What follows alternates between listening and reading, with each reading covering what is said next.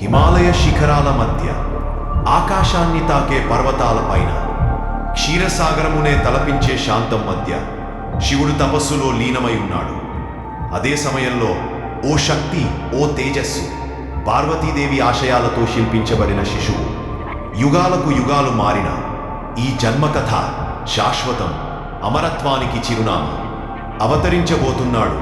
ఓ విఘ్నహర్త, ఓ బాలుడు కాదు, ఓ దేవుడు, విఘ్నేశ్వరుడు, గణపతి, బిందుశక్తి స్వరూపం. ఇది కేవలం జననం కాదు, ఇది శివుడి ఆదేశంతో ఊపిరిపోసిన ఒక శక్తి పునర్జన్మ, గణేశుని జన్మకథ.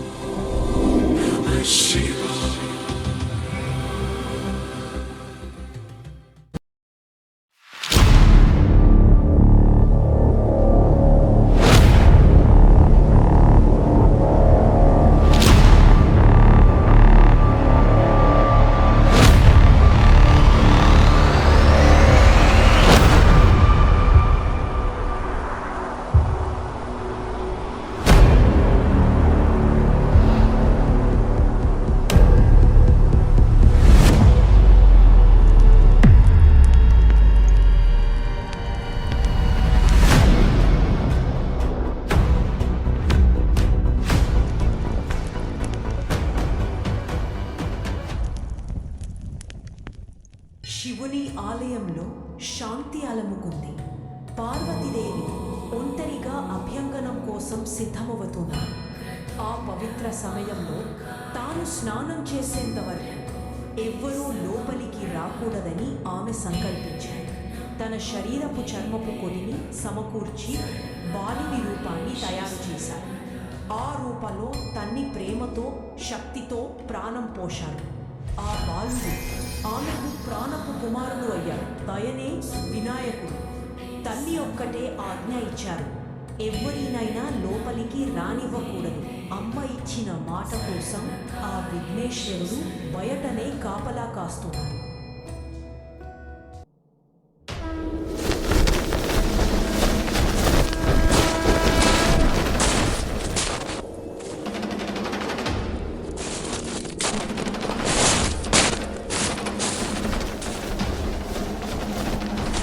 శివుడు ఇంటికి వచ్చాడు. కానీ గణేశుడు తల్లికి మాట ఇచ్చాడు, ఎవ్వరూ లోపలికి రాకూడదు. శివుడు కోపంగా, నేను శివుడిని, నన్నే అడ్డుకుంటావా? గణేశుడు ధైర్యంగా, తల్లి ఆజ్ఞ ఇచ్చింది, ఎవరైనా సరే లోపలికి అనుమతి లేదు. శివుడికి ఆ కోపం అంచులు దాటింది. తన త్రిశూలాన్ని పైకి ఒకే క్షణంలో గణేశుని తల తొలగించబడింది.